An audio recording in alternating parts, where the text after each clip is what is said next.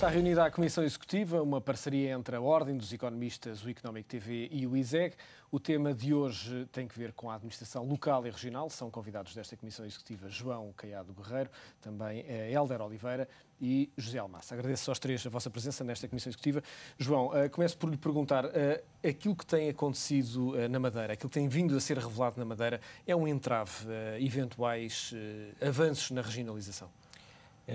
Eu acho que é uma coisa que nos deve fazer pensar se queremos fazer a regionalização. E acho que é muito importante desfazer uma confusão relativamente à Madeira, que é a Madeira é permanentemente comparada com autarquias. Mas a Madeira não é uma autarquia, a Madeira é um governo autónomo, uma região autónoma, eleito. A comparação mais correta do ponto de vista constitucional é com o governo português, o primeiro-ministro, ou até com o órgão presidente da República. Portanto, o que se passou na Madeira, a existência de um buraco nas contas, eu julgo que haverá para aí muitos buracos nas contas para serem revelados nos próximos anos. Mas eu sempre fui contra a regionalização. Uma das razões por que fui contra a regionalização é porque eu acho, primeiro, que Portugal é demasiado pequeno para estar muito regionalizado. Justificam-se provavelmente os Açores e a Madeira. O resto, acho que o país é pequeno e com estas infraestruturas todas modernas ainda mais pequeno é. Mas eu julgo que é uma coisa que nos deve fazer pensar, e não é só o que se passa na Madeira. A Espanha estão a ser frequentemente, com uma frequência razoável, revelados grandes buracos nas contas de Castilha-La Mancha, da Catalunha, da Galiza, etc, etc. Portanto, há uma tendência, quando se cria um órgão, para ele se auto-justificar, criar mais pessoal e aumentar a despesa. E é preciso ver depois se tudo isso é sustentável, não é? Hélder Oliveira, muitas vezes olha-se para estes instrumentos de descentralização, as regiões autónomas é um deles, como instrumentos de divisão de receita, mas raramente estas regiões olham para elas próprias como instrumentos produtores de riqueza. O que é que falha neste modelo de desenvolvimento? Bem, provavelmente aí uma responsabilização daqueles que são, de facto, os eleitos locais, não é? A nossa visão fora do sistema é que estes eleitos reivindicam sistematicamente algo para as regiões. E normalmente reivindicações que não têm contrapartidas, não é? O facto é que estas economias têm algumas potencialidades, mas se não tivessem o acesso fácil a determinado tipo de vantagens que efetivamente procuram sistematicamente junto do poder central, provavelmente tinham que eles próprios procurar essa via de encontrar as receitas próprias. De facto, não tem acontecido assim. Tudo se passa no domínio fundamentalmente dos serviços públicos, da região autónoma, dos orçamentos. Em determinado momento, as situações tornam-se muito complexas e os poderes locais ou regionais recorrem a um certo tipo de pressão que, de facto, é aceite sistematicamente.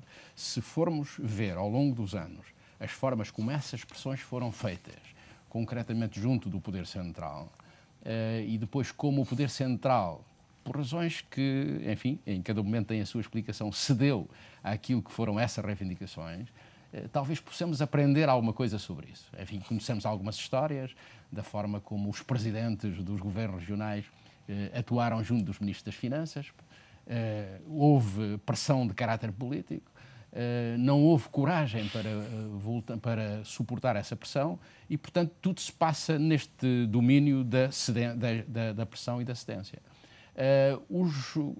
As entidades locais apontam para digamos, alguns modelos de desenvolvimento que, no essencial, começam a estar esgotados e, portanto, nós estamos aqui a ficar um pouco num beco sem saída, para o qual temos que encontrar uma solução. Tem que haver uma saída e a saída tem que ser pela responsabilização cada vez maior e definitiva e aberta das pessoas que são responsáveis ao nível da política local e nacional, porque quem cedeu também é responsável pelas cedências que efetuou. José Almassa, de repente esta questão da Madeira está em cima da mesa, mas é um assunto que há muitos anos é conhecido. O déficit das contas da Madeira, o buraco das contas da Madeira tem vindo a crescer. Não parece que tenha havido coragem no passado e, de repente, os políticos dizem-se surpreendidos com o que aconteceu, que não foi, de repente, na Madeira? Não, eu acho que não pode haver surpresas para os políticos, porque não nos esqueçamos que já no governo de Guterres foi perdoada a dívida da Madeira, portanto já houve um perdão de dívida, não é? Portanto, isso já vem de trás e as pessoas sabiam que isso existia. Agora, o problema para mim é que, neste momento, e temos vindo a assistir no país, é que há política a mais e gestão a menos. Portanto, quando estamos a falar de contas públicas, estamos a falar em gerir o erário público, portanto, gerir portanto, o Estado. Não é? Da mesma forma como nós gerimos as empresas, e ao gerirmos as empresas temos de ter o cuidado de ter as contas equilibradas, o Estado também devia ter essa situação. Portanto, há política a mais e gestão a menos. E conduziu a isto. E não há, portanto, não há regras, e não existem regras idênticas. Portanto, repare, ainda foi esta semana que veio anunciado que o Governo está a fazer uma caça aos gestores das empresas, portanto, que têm dívidas ao Estado e, portanto, quer executar o património e tudo isso. A nível da gestão pública, isso não existe. Portanto, nós não podemos, portanto, ter umas regras para as empresas, não é? E, em termos da gestão do ente público, as mesmas regras não existem, porque se esses senhores que estão a gerir essas entidades públicas, portanto, seja câmaras, seja governos regionais, tivessem também regras como têm as empresas, eles tinham que cumprir com isto e, portanto, sabiam que, no final, criaram déficits ou criaram dívidas, portanto, não, se calhar alguns desses também não pagam IRS, não pagam IVA, nem nada disso, e ninguém lhes vai à mão para ir buscar esse dinheiro. Portanto, há aqui que equilibrar, portanto, as regras de funcionamento na gestão. Portanto, na minha opinião, é um problema de falta de gestão que há que pôr gestão a funcionar nessas entidades, no caso, na gestão pública. João, esta questão que o José Almassa falava, da falta de controlo e, sobretudo, da falta de penalização para quem não cumpre aquilo que está determinado, embora muitas vezes também não esteja muita coisa determinada relativamente a isso. Estes 3 pontos são, de facto, um tripé que facilitam esta gestão muito pouco cuidada.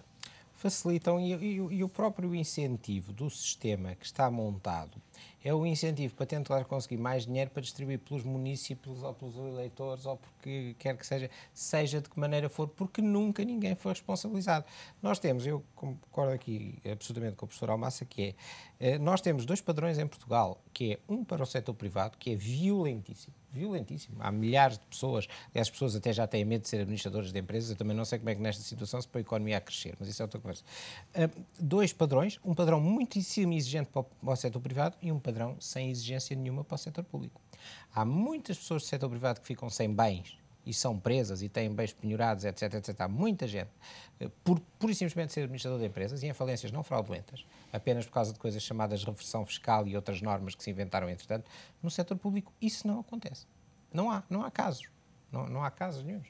Mesmo o Presidente da Câmara de Oeiras ainda consegue mais uns recursos e continua fora. Portanto, é uma situação muito complicada. Eu também acho que é muito difícil gerir bem e controlar 308 concelhos e 4.251 freguesias.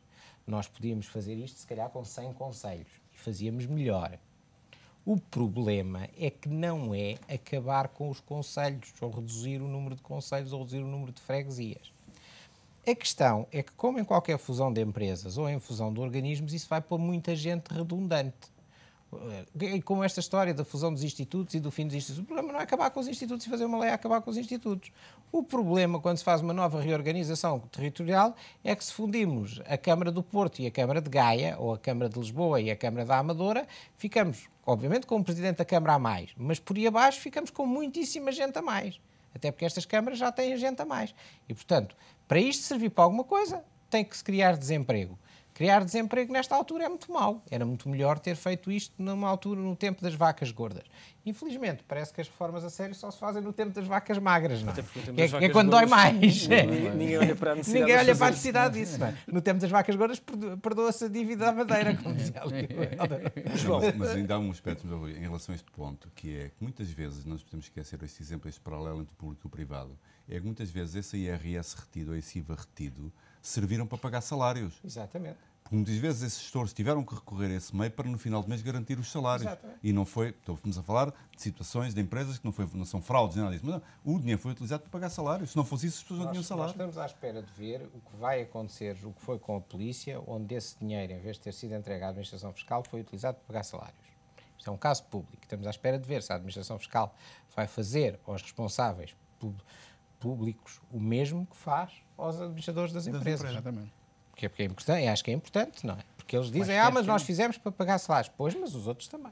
As empresas, quaisquer que elas sejam, públicas ou privadas, mesmo as públicas também estão sujeitas, os gestores dessas empresas também estão sujeitos a esta sanção complexa. Não é? Ela Oliveira, como dizia o João, estamos num tempo de vacas magras, utilizando a expressão que o João utilizou, e agora, ainda olhando para a Madeira e para encerrar este capítulo da Madeira, para irmos aos restantes pontos que temos na agenda desta Comissão Executiva, a Madeira vai ter de mudar de vida, obviamente. Não é sustentável o nível de riqueza que a Madeira tem, através de injeção de capitais.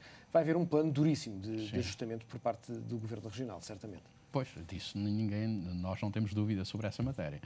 O que é necessário é perceber qual é a natureza desse modelo que vai ser aplicado a seguir, porque vai ser efetivamente duro, não é? Porque ainda ontem alguém me dizia, mas as coisas podem continuar na mesma se o resultado eleitoral se confirmar, não é? Sim, pode-se confirmar, simplesmente, enquanto até há relativamente pouco tempo havia formas dentro dos poderes regionais existentes. Não esqueçamos que a Madeira podia emitir avales, que eram descontados no sistema bancário, e que esses descontos eram feitos, enfim, em condições que nós, efetivamente, devemos vir a saber, porque no futuro como é que vai ser? Como é que é possível sustentar o Estado atual sem que os fundos venham do Poder Central e sem que os fundos venham do sistema bancário? E do Poder Central de Bruxelas, porque os fundos já não estão a vir do Poder Central. Pois, mas está bem. Agora a centralidade é outra neste momento. É mais até em Berlim, não é? Sem que os fundos venham. Portanto, primeiro, há várias centralidades, não é? Portanto, isso vai colocar problemas muito difíceis de resolver.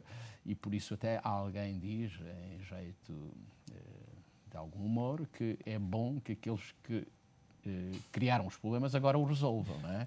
Porque se houver uma alternância, digamos, nos protagonistas, serão os novos protagonistas que não criaram os problemas que têm que os resolver. De maneira que, se calhar, é melhor que aqueles que os criaram o resolvam. Isto sem entrar, digamos, no domínio daquilo que pode ser ou não o resultado das eleições no próximo domingo. De facto, a situação nova é muito difícil de ultrapassar. Não é possível, de repente, recorrer ao mesmo sistema que estava no passado, onde, evidentemente, havia complicidades, havia ignorância, porventura ignorância, em certas situações, e, portanto, foi sempre possível encontrar uma fonte alternativa para satisfazer as necessidades financeiras muito exigentes das regiões, de modo que tem que haver uma alteração radical, e é essa questão que vai ser posta a partir do próximo domingo.